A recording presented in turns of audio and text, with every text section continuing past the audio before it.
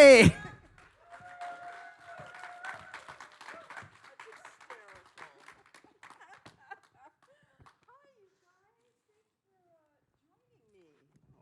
I've got a Thanks for mic being here that I sat on. Hopefully it works. Okay.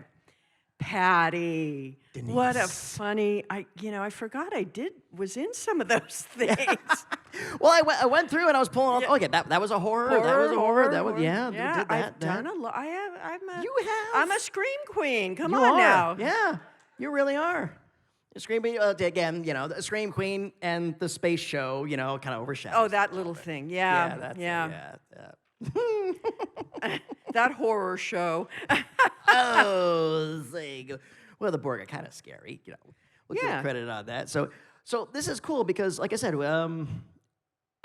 normally we have to focus on that, but now I get a chance to chat with you a little bit about some of these really good stuff that you've done, and I'd love to let's cut to the chase. Let's talk about Eliminators because we got fans. Oh man! And those of you that don't know, I'll give you the basic plot. She'll explain the rest.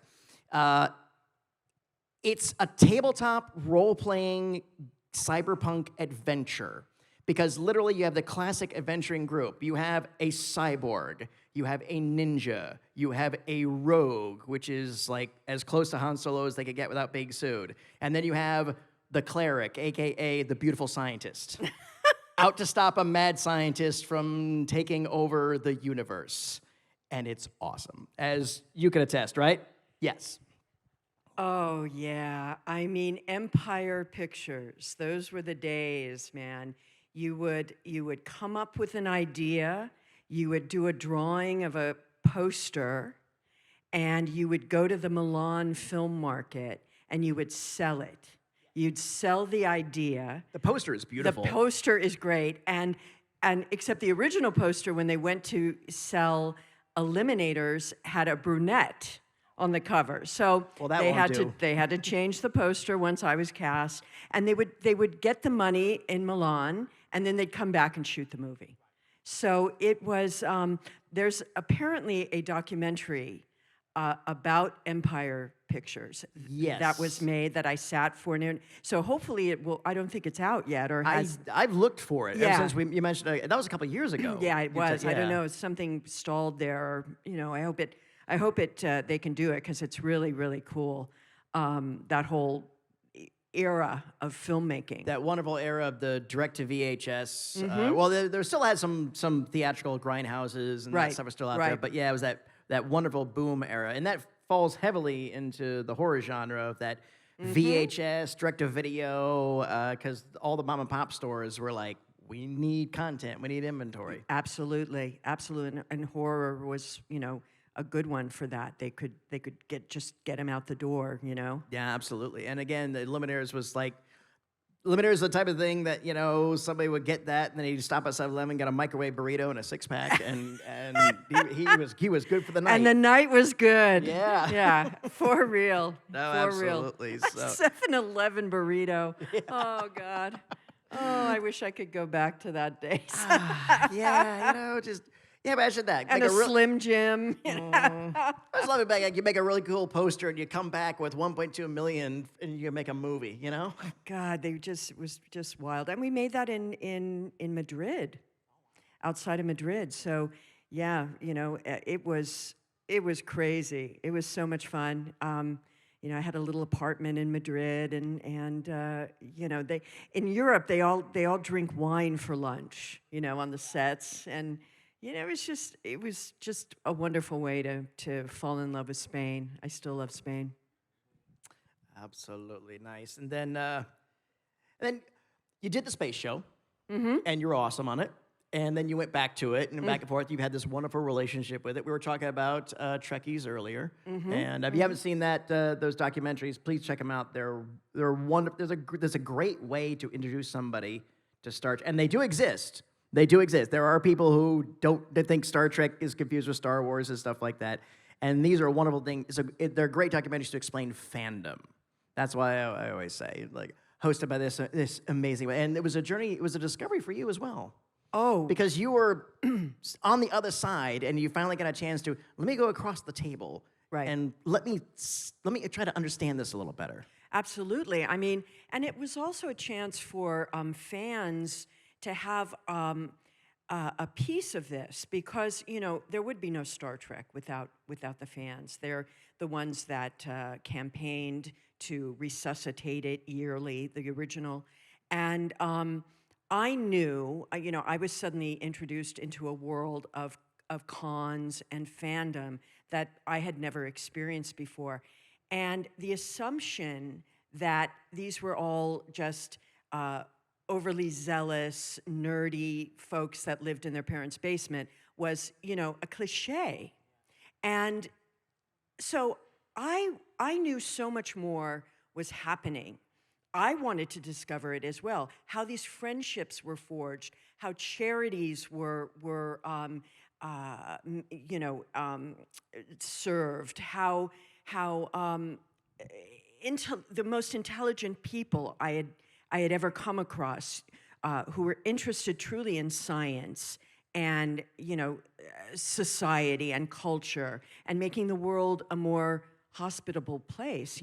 We're the Star Trek fans, so it was really fascinating for me to go out and sort of burst the bubble. And we made the film in '96, and the con world was changing. We sort of caught lightning in a bottle in that it was becoming a little more mainstream, a little more acceptable, a little more available to people, and part of the pop culture phenomenon was happening. No, absolutely, and again, it still holds up wonderfully. Thank you. Absolutely. And let's talk about how I don't want to be buried in a pet cemetery. Woo! I don't want to live my life again. Ooh. I was working at a movie theater at high school, so I always we would do dance routines to that song where we're sweeping up afterwards. Oh, and stuff that's like that. so It's so cool. Catchy and everything else. Yeah, it really does have a... Which also means I saw you bleeding from your eye socket plenty of times. Oh, And, so it played at the cinema you were... Oh, yeah, yeah. Oh, that's cool. Oh, no, absolutely. Yeah, that was way too. And now, as I understand it, I think that was tacked on later? No, what happened is we shot the scene in Maine, and it was close to the end of our shooting, and so we wrapped, and... We're talking about Pet Sematary, by the way. Yeah, and we all came back to L.A. Sorry, spoilers.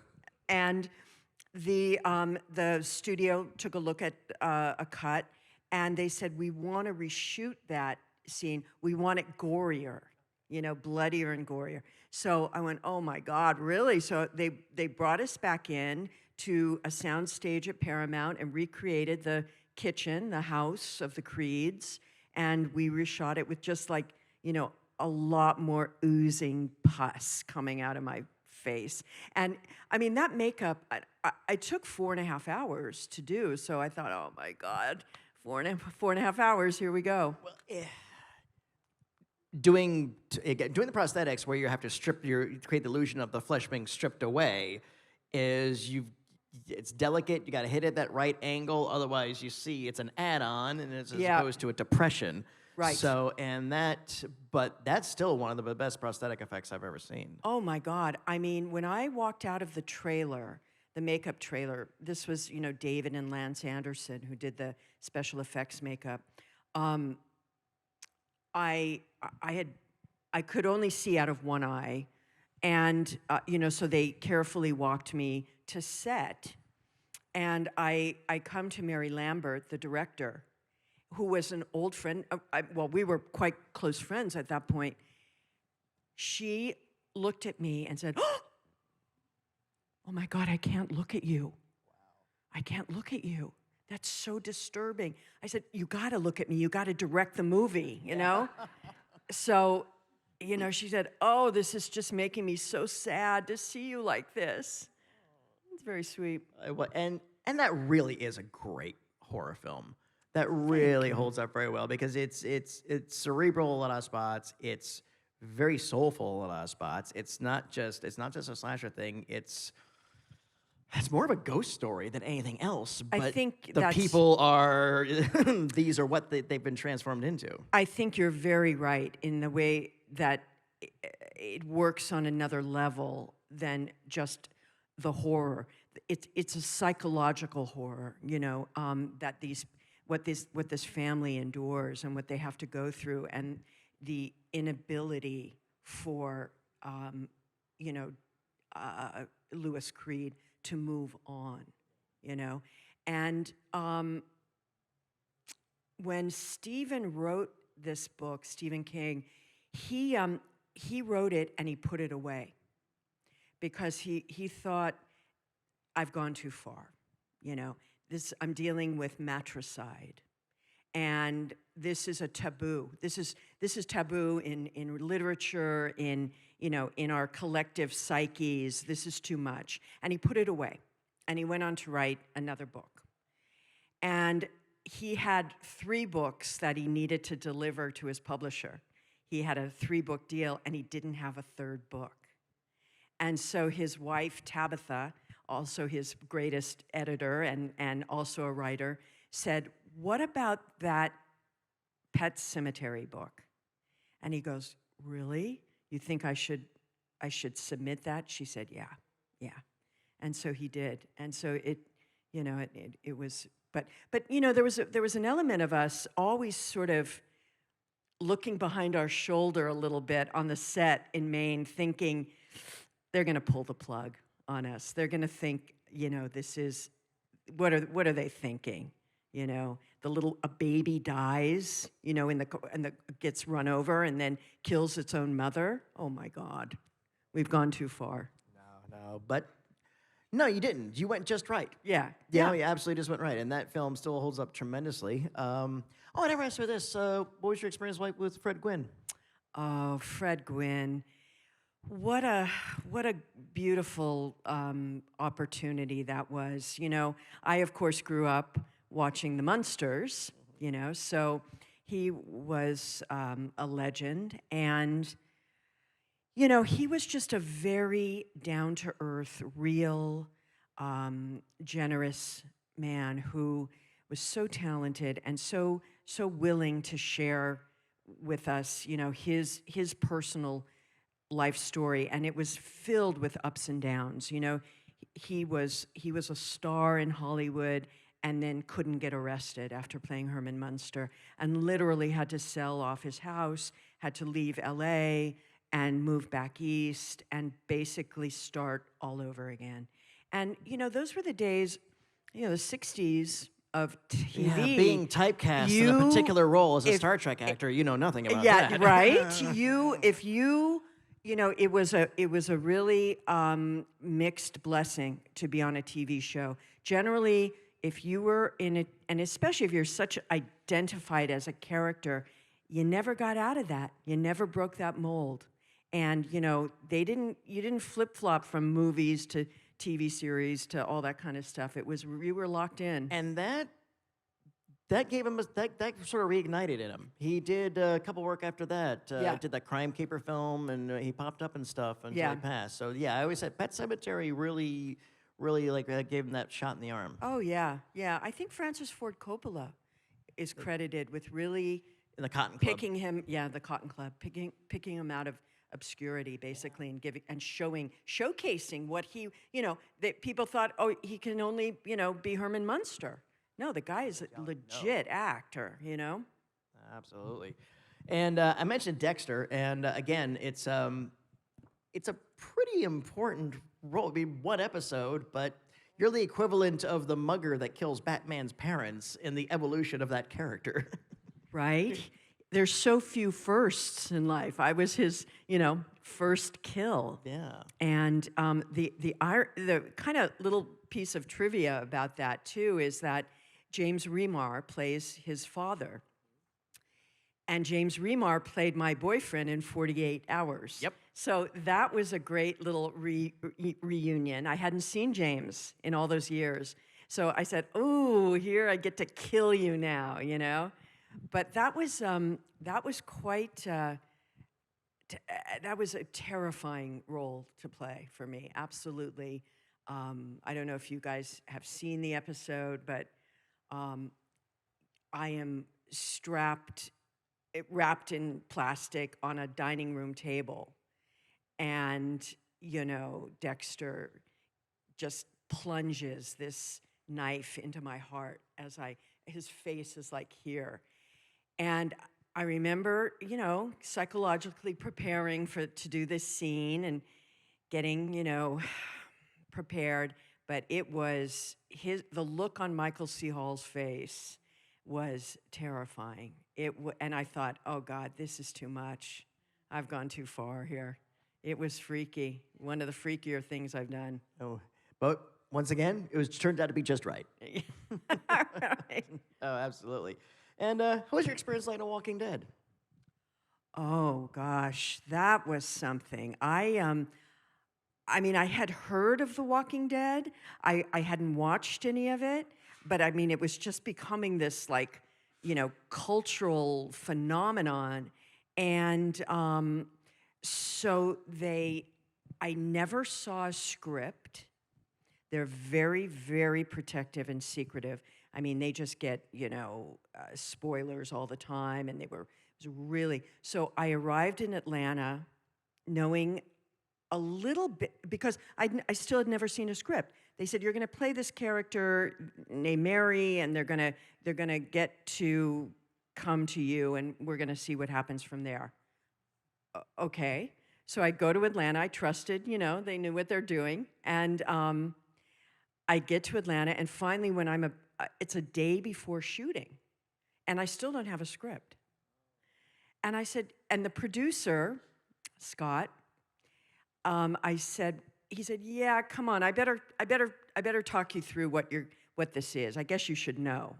So the get to Terminus and it's a sanctuary. It's, you know, they can't wait. They're gonna survive in this beautiful Edenic kind of place, but we find out that it's not what it's purported to be, and you're in fact cannibals. Wait a minute, I'm what? Yeah, you kind of, you know, you had a really horrible... So I'm one of the zombies? Yeah. No, you're human. No, you're eating the people. And you're going to be, the first time we see you, you're cooking meat on the grill. I went, wait a minute, I signed up for this? Oh my God. They said, no, it'll be great. It'll be great. So it was good. But the actors were amazing. Andrew Lincoln was such a doll, such a sweetheart. And it was just fun to be part of this, you know, wild thing. Yeah, well, certainly wild. Any Walking Dead fans? Okay, all right, good. Thank you. Before I jump into the questions, I'd love to talk a little bit about your writing. Oh, speaking of, I brought a book that I have published my second poem in. It's not the second poem I've written, but the second time I've been published. It's called Method Writers Speak, #2, and it's part of the LA Poets and Writers Collective, which I am a member of. And you can get it on Amazon if you know, I'm shilling here for my book. But I talked to Patty about reading it to you guys. Would you like to hear this poem? Oh, good. Good. All right. This is cool. So this, oh, wait a minute. Glasses. God, what am I doing here? Okay. This is a poem I wrote called A Lazy Kind of Love. To say his name, to be in the same room, saying nothing, or listening to him speak. It's as if I've been waiting to hear his voice from the day I was born. A deep calm cradles his breath, and the scuttling slows to a stop. I planted him in the one pot I owned, long before the grass grew inside of me. Now there is a yard to water and watch grow, and tend to its needs so my roots grow deep. The eucalyptus tree shimmers by a breeze as if kissed by a whisper.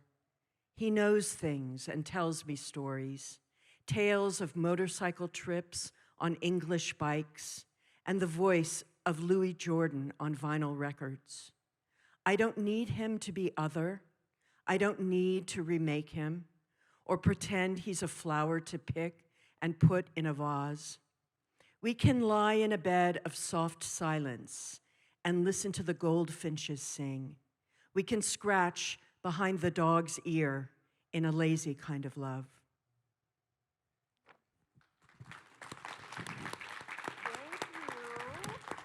Thank you, thank you. That's a poem I wrote to my husband. Your husband's a lucky man. Can you record that for me on my phone? I'll be glad to. We'll record this. We'll put it on YouTube. We'll send you the clip. Right? And we'll do this no, I'm a lucky woman. Lucky, lucky, lucky. Well, we're lucky to have this, be able to have you here this weekend. Absolutely. Too. Well, again, before I jump on out, and I've told you this before, but I'm just going to say it. Thank you. You've been a friend to fandom for a very long time, and you've done some wonderful work in front, behind the camera. So thank you for your talent, and thank you for your professionalism, and thank you for all the performances you've given us over the years. Oh, Patty, really what a beautiful, beautiful thing to say. Thank you. I really take that to heart. That touches me. Please do. Thank you so much. All right. Oh, come on. Tell you what. I'll take hands, and I'll just bring the microphone to you, and we'll just do it like that. I don't think we need. We don't need a formal line. So, hi. What's your name? Jim. What you got, Jim? I'll hold it. Okay. So you've had a great blend between TV roles and movie roles, and I know there are different experiences and different approaches. What do you like best between the two? Wow. And theater. Theater is, its own beauty. It's film is generally more time, more space, a slower pace. Television moves fast. And but some of the best writing is happening with television right now. Some of the more interesting things. It's so interesting. I've lived long enough and done this long enough that I've seen the scales tip, where film was the goal. But, they don't make these kind of films anymore, these indie character-driven films anymore, very rare. So it's happening on television. So, for me, what it really, really amounts to is the writing. I can't, no actor can make bad writing good. No matter, they can act their butts off, but it's not going to change. But if I have good writing, oh my God, now I can do something here. It was a dark and stormy night. Great question. Thank you. Oh yeah. Hi. What's your name? My name's Rob. Hi. Thank you. After hearing you read your poem, I'm curious. Have you ever read audiobooks? Oh, I have. I have done a few. Not in a while. I'm about to record another poet's poem that she is assembling a audio book from. I've done, the voice of my characters for Star Trek Online and a couple other video games. But yeah, I haven't done. But hopefully, I'm working on a book. Hopefully, I can do my own audio book, right? Yeah, definitely. Great, thank you. All right. And okay, well, if you give me what back there? Don't. All right. How about this? When you finally got the makeup off on Pet Sematary, did you feel like you want to call up Michael Dorn and say, "Oh, now I know how it feels"? Right? Yeah, that was crazy. What he had to endure. I mean, it really was damaging in the beginning to his skin until they reformulated whatever they were using. Yeah. Oh yeah. So it was about 4 hours to put on, right? How long to take off? Boy, isn't that funny? I'm probably close to that. Yeah. Usually, you have to slowly. It just doesn't go. Yeah.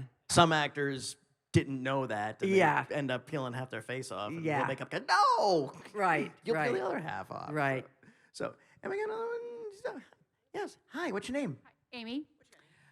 What is your favorite role? Do you have one? Ooh, that's always a tricky one because that's like, what's your favorite kid? There've been just I've been lucky enough to have a diverse, sort of rainbow of hues, where I've played, often like even the role I did in Suits. She was so like I've had a number of people come up to me and just say, "You were such a bitch." But you were so good, So it's fun to play certainly villains and stuff, and even in the Trek world of doing to be able to play those two sides of that character, of a character, it's like Sela is the other side of Tasha, But just to go back and forth with that was really fun. They've all got their beauty. Do you have a favorite? Oh, yeah, even more important. Well, I'm a Star Trek fan, so of course that would be, yeah, right. Well, yeah, but I'd love to see you in, cameo character roles, because I think that can sometimes be the meat of things, when you do something and do it for a long time, but just like that one role, that one part that you can just get into for just a short period of time I would think is fun. Yeah, you're making me think, like, for instance, like Dexter. That's not a role that I would typically get offered. She was like I've played a lot of cops and lawyers and a couple judges and doctors. For whatever reason, because I can articulate or something. I don't know. Whatever. They give me the crazy legal speech. But the nurse that I played in Dexter, she was a very mousy, kind of pathetic, lonely woman. She was a cat lady. Now that we're on, I know, but this has been in our vernacular recently, and she was Mr. Tinkles was her cat, Mr. Tinkles. And for me, that was really kind of fun because I got to explore another aspect. You learn so much with acting because you go into these people's, you're creating this psychological profile of this person, and what kind of person does that? And you walk differently, and you begin to talk differently. If you like that, have you ever seen Miracle Mile? Oh. Okay, check it out. She's in that. It's a very curious film. It's a romantic comedy on the cusp of the nuclear apocalypse. Or maybe not. You really you really don't know. But the whole thing is that she plays like what you're talking about. She's in it. She's kind of a breakout character. That the plot is basically Anthony Edwards. Oh, it's Anthony Edwards in a diner waiting for this sort of first date, and the payphone rings and rings and rings, and finally gets up. It's like, hello? It's like, Dad, we're at the missile base. We're at DEFCON 1. We're launching in 20 minutes. Get Mom to safety. Hang up the phone and forget what you heard. And so he's like, somebody on the phone said he's in a missile base. It says World War III just started. Nah, is that really too? And I don't think your character even had a name. You're some businesswoman. Landa. Yeah, and a businesswoman that says, all right, here's what we got to do. We got to get to the airport right now. We got to find a flight, get it to the polar. You immediately take part of this survival operation. And the cell phone is worth the price of admission. It's the first initial cell phones, those big ones that are like a brick. Yeah, no, and it's in my briefcase, and it's like 4:00 in the morning at this diner full of the most eclectic, weird people who would be at a 4:00 in the morning diner, And it's just, it just had a beautiful, pristine screening a couple months ago in LA with a beautiful new, 35 millimeter print, and the director, Steve DeJarnett, was there. I went, a couple of the other actors to support it. and it holds up. It's only like 87 minutes or something. Yeah, crazy. It's one of those movies that will never be made again. Yeah. I mean, it is worth checking out. So yeah, Thank absolutely. you. All right, you had another one, and then we'll go to Catwoman. Absolutely. Yeah, no, I just said, like, when we're doing a line, I have 4 questions and 27 parts. It's like, that's what I got to call shenanigans on, but that's okay. What you got now? Well, maybe speaking of lesser-known movies, but I'd love to hear about Mortuary. Mortuary. I forgot. Yeah, we didn't mention Mortuary. Yeah.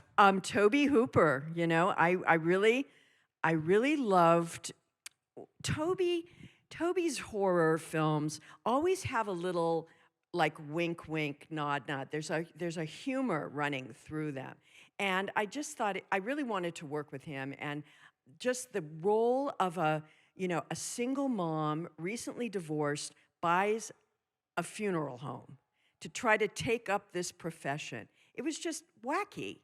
It was just completely wacky. So it was a lot of fun. Toby was great, and the kids were great, and we just had a lot of fun doing it. Yeah. Sorry, I good. just had to talk to my boss. Yeah, here we are. No, but Tobe Hooper, brilliant. Yeah. Everything he touched was fantastic. And yeah, Classic. he did have a very sly. Yes. There was always a bit of, dark humor to his stuff. No, absolutely. All right, Cat. Oh, yeah. Hi, what's your name? Hi, Tiffany. Hello. Hi. Is there something that you're aspiring to do that you haven't gotten to do yet in your career? It can be a type of role or a type of project. Well, I really want to get this book I'm writing done. It's been, incubating inside of me for a long time. I had to get it. It's based on a trial that my paternity trial that was when I was 3, and I had to find the transcripts to it and the case, and so I'm just beginning to now crack it to see what sort of shape it's coming into. I've written a few pieces, I've read to my writing class, and I'm getting a lot of encouragement to write this book. It's really a David and Goliath story. My mother went up against one of the most powerful dynasties, the Crosby family, and she was a young single mother, and she won this case. And it was a week-long trial, and it was filled with all kinds of strange behavior and people. And it's a real, it's a tribute to my mother, but it's a feminist story. It's a real empowerment story that you can, that the truth can win. Yeah. That's it. Thank you. Oh yeah. What's your name? Hi, Michael. This is a super deep cut, so I don't know if you'll remember this, but apparently you were in an uncredited role as a public defender in the movie Jackie Brown. Do you remember that at all? Yeah. How did that happen? What was that experience like? Yeah. Wow. So, okay, it kind of goes back. This is because I'll tell you. I was okay.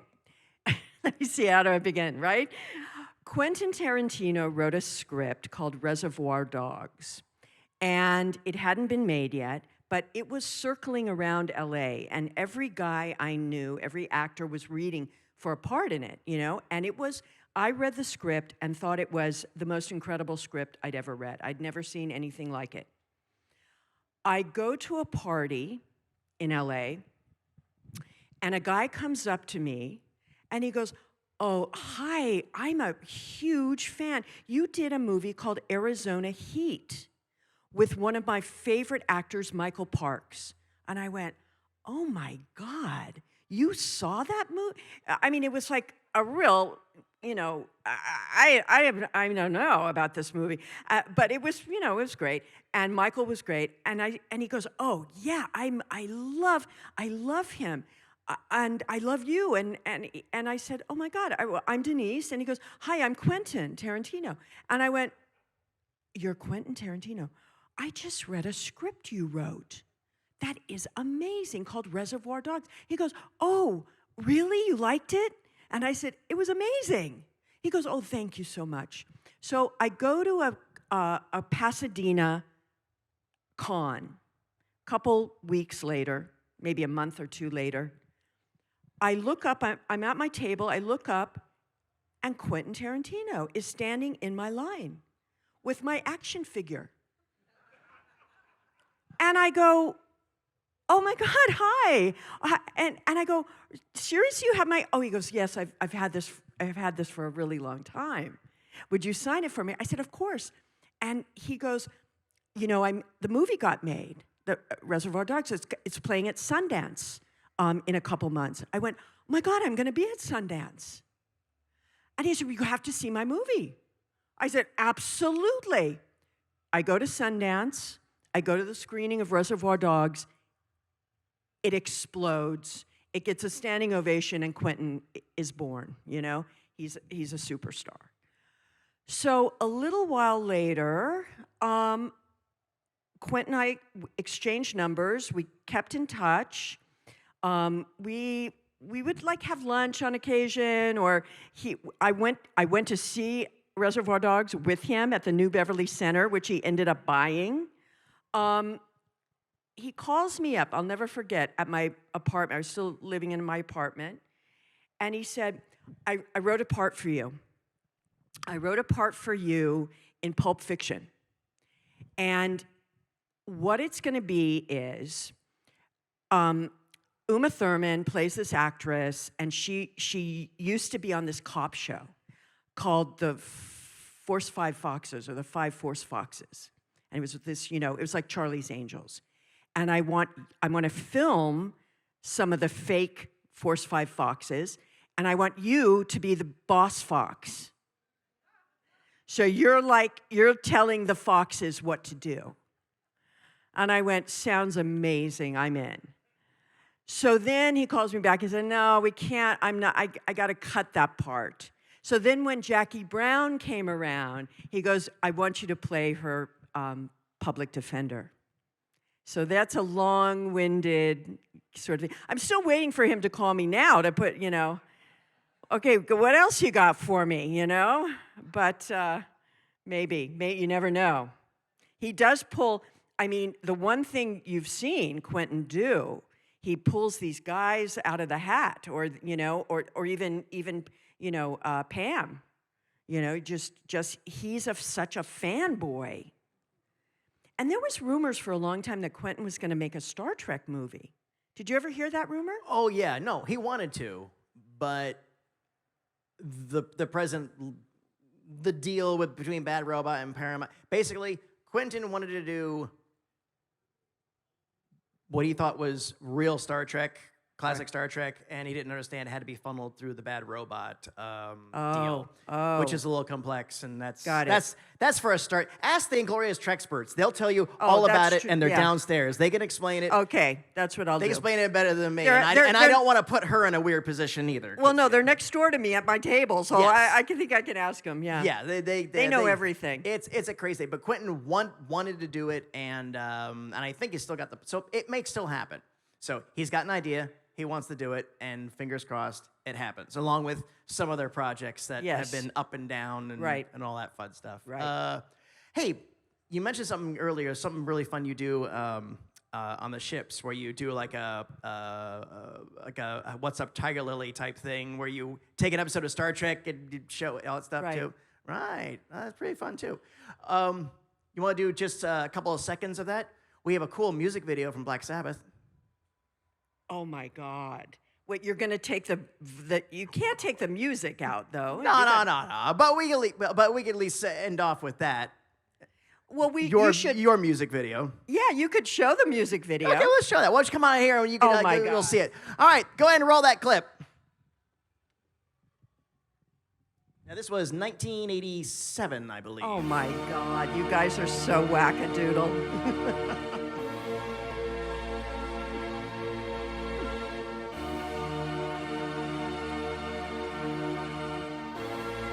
Oh my God, the hair. 1986. Wow.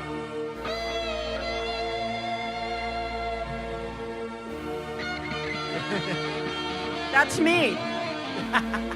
Tony Iommi, the legend. And there's another legend.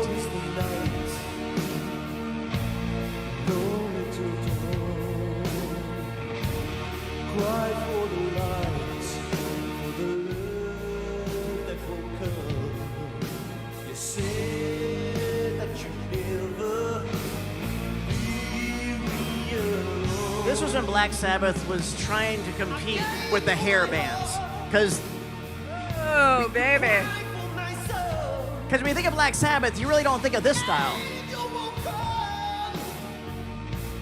Oh my God. You rejected him. Why?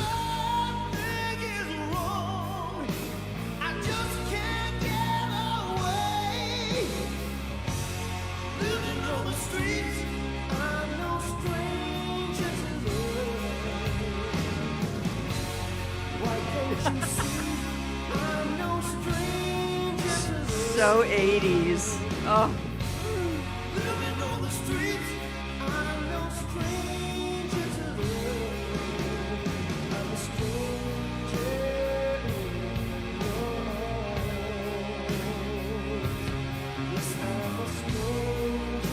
So it's just one of those, hey, you want to shoot a music video this afternoon things? I love the dog running constantly through this video.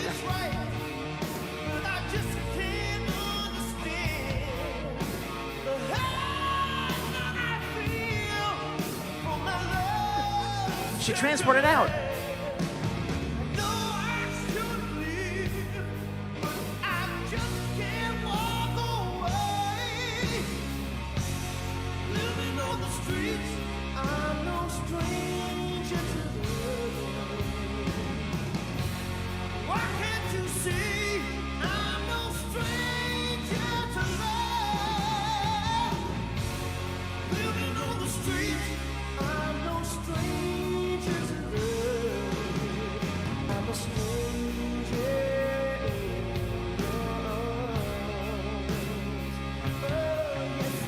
I like how the teleprompter is this. Walk street strange, no.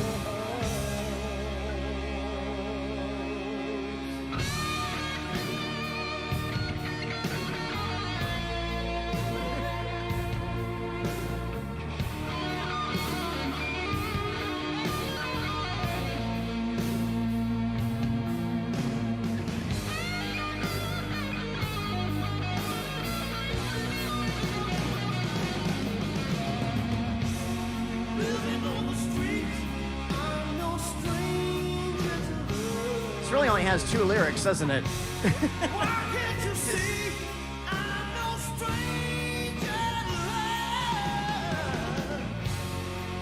So, see, do you remember anything from this? Nah, it's just.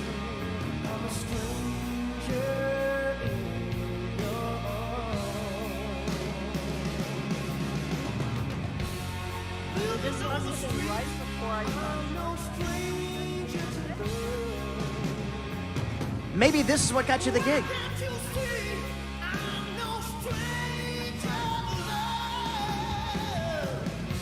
You look so soulful. We have an empath character we want you to read for.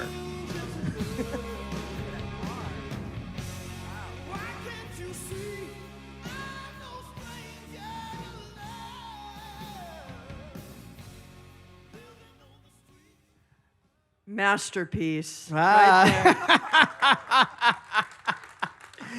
Wow. Made that you video. guys, you're naughty. Yeah. You're naughty. Well, there was that other video. There's a bunch of music videos yeah, you I made. You really did. You were. That was a thing in the 80s. Yeah. You know, they led to well, a lot of directors were coming out of the music video world. Yeah, it was like as was Pet Sematary director Mary Lambert. Yeah, absolutely. So, what's on the future?